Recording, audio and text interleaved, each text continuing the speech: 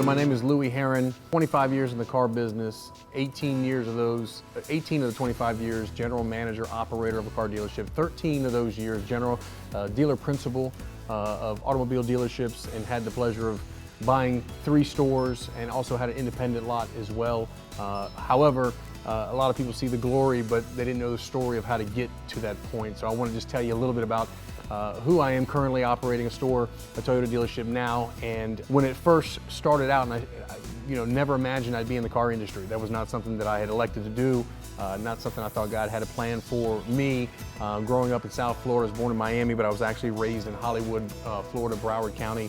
So my mother remarried when I was young. I was 5 years old. My biological father left and reunited with him when I was 25, but there's a huge gap. But she remarried a gentleman that adopted me and gave me his last name, and that's who raised me. And that's kind of where the story begins of trying to gain his approval through my life. So many times trying to really win him over, trying to gain some kind of approval, which ignited a fire inside of me of trying to overachieve. Which quite frankly helped me within the industry. At the time I didn't realize it, but unfortunately my mother, she was a bad alcoholic, and she also had a cocaine problem, and they lived a wild life. I mean, dog tracks and gambling, and he was abusive. And so my whole youth I'm trying to gain some kind of approval to get my dad to come to football games, and it just was tumultuous in that whole household. And as I got older, he was physical with her. He was physical with me, emotionally, and I would say I was kind of battered and beat up as a young person, really not trying to figure out what my identity was. So I kind of latched on to football. My high school football coach, who has since passed, Coach Cannon, was my mentor. He was my guy, and he was like a father to me outside of the Lord. I was with a heavenly father, but obviously physically, my coach was like one of my biggest fans. He was my biggest cheerleader. He was my guy that encouraged me and motivated me that I could be all I could be. And so growing up, football became my passion, and I had one singular goal, and that was to get out of that house.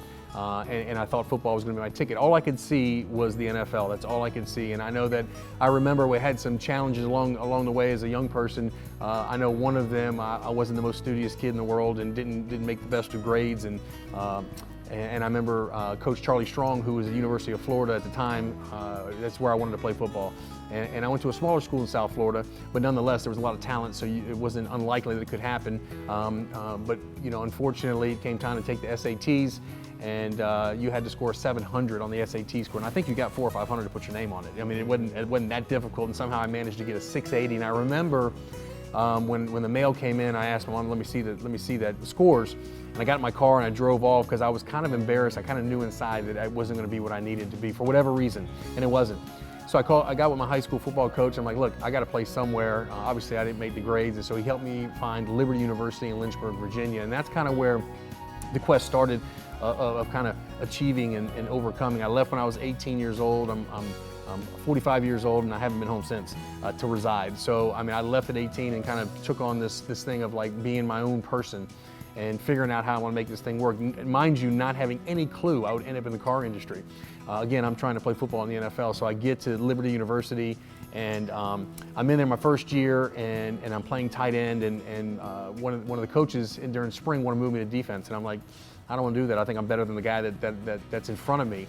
And they want to move me to defense, and I call my high school coach. I'm like, look, I want to play tight end and find me another school. So he finds me another school in Georgia.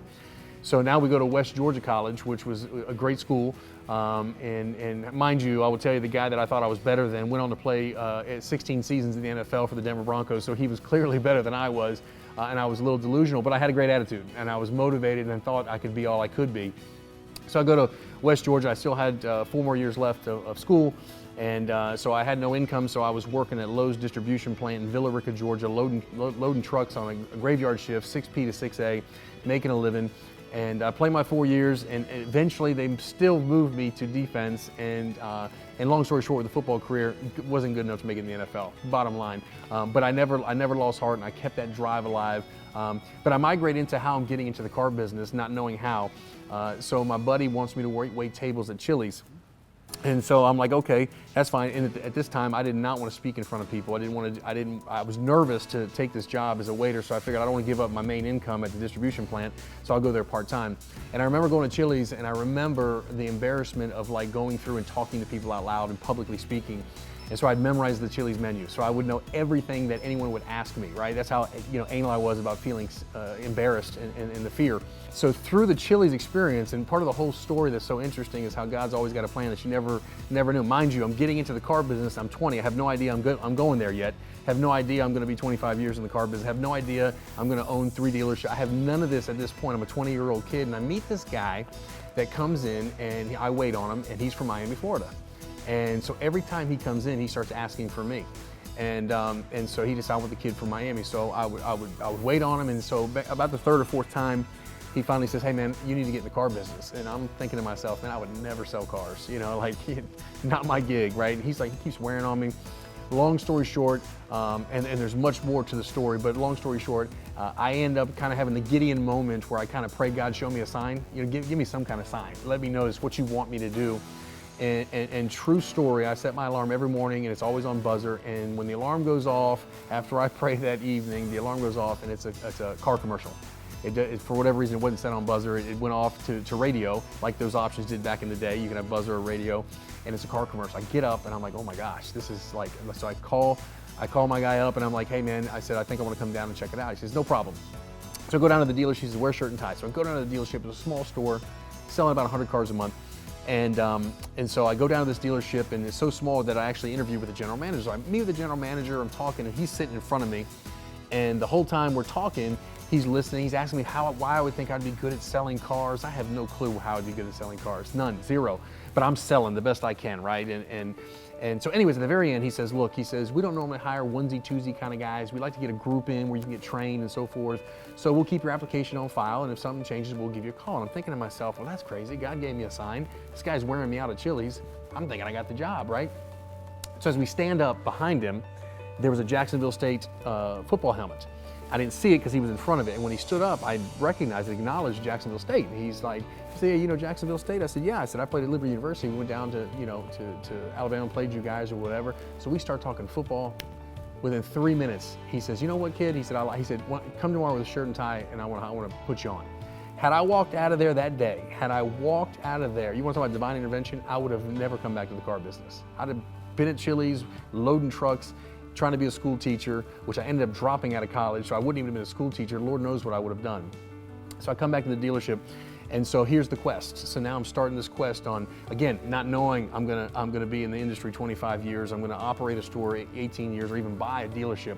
But I'm in the business, and I'm starting to look at people, and I'm seeing the money they're making. I'm going, man. And the one thing that kept sticking out to me is these guys are making great money, but they're lazy. And I see the level of customer service and how they treat people, and we're talking early 90s, so it's like, I'm looking at this and I'm like, man, I could really make something of this. So I start to begin this quest, this obsessive quest. Mind you, let's back the clock up a little bit, referring to my dad really telling me that I wouldn't amount to anything growing up, and I should never go to college, it's a waste of time, and you're never gonna make it playing college football. And he was a roofer, so he wanted me to come back and work for the roofing business. And of course, inside of me, I had that fire burning, like, I'm gonna show you. I'm gonna show you. Didn't know how, but this was an opportunity that I'm gonna show my dad. So in some crazy reason, I thought to myself, you know what? I said, I think I can be a manager. I can be a general manager. I think I can buy one of these dealerships. Now, mind you, at this time, not having a clue what a car dealership costs, millions of dollars, and I'm a 20-year-old kid, I started this obsession. So what I started doing was practice, drill, rehearse. Every single piece of content that I could get my hands on, I started studying. So my car became Automobile University, period. To work and from work, to work and from work. It wasn't radio, it was constantly receiving content of closers, psychologists, communicators, speakers, teachers, preachers. It didn't matter, anything that I could get my hands on. And from that day forward, of me making that decision, it was on. I mean, at that day, so as a 20-year-old, I was a manager at 22. I became the general manager of that very same store at 28 years old. And it was a Honda store in Atlanta, and ran that store, did very well. Then adversity would strike again, I'd get fired. They'd bring somebody in, not because of performance, but they felt like that I was not old enough at 20 years old to get the store to the levels that it needed to go to. They offered me a general sales manager job and another general manager job in a different state. Of course, I wasn't gonna go to Memphis, is where they were offering me, living in Atlanta. I had a young family at the time, and so I decided to say, you know what, I'm gonna go towards the route of another manufacturer. So I got involved with Toyota and went to a Toyota store and general managed that store, doing very well, took the numbers from 0 to 60 and things were doing well, and then all of a sudden, guy tells me he wants to go a different direction. He wants to replace me. And I'm thinking, man, this is crazy. Like, I'm trying to wrap my head around, I've got this opportunity and I'm a young guy, and like all young people in the car business want to continue to do well in the business, you question what's going on.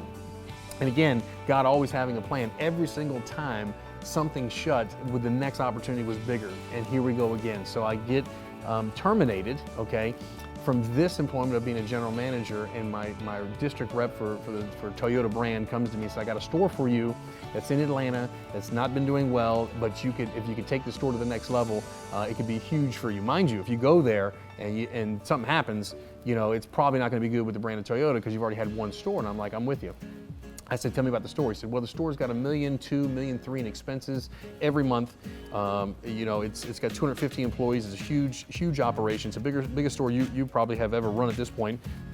And the two prior general managers have managed to lose $1.5 million per year.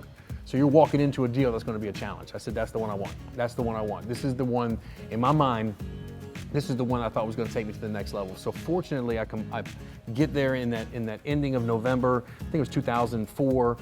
We kick off in January 2005. I culminated my team together, recruited some people, and next thing you know, we had one of the largest turnarounds in SCT history in that dealership. We got tons of acknowledgement. And from that point forward, my name started to get recognized. I was the young guy that was kind of recognized at 32 years old, and I started receiving phone calls because people knew that I wanted a partnership, because I made it very known that I wanted to be a dealer. I wanted to be a dealer, at least a partner at first, and I wanted to own my own store. And then I went to Augusta and partnered with a great family, the Taylor family, and partnered with them in 2006. And that store was doing 100 cars a month. We took that store to 260, 280, 300 cars pretty consistently over the next 3.5 years. Did a great job, sold it. I had gone back and I had mortgaged my house in this partnership deal. I had taken all of my 401k, I put everything I had into this deal, knowing in my mind this was going to be the deal to acquire 30% of the deal. We sold the deal.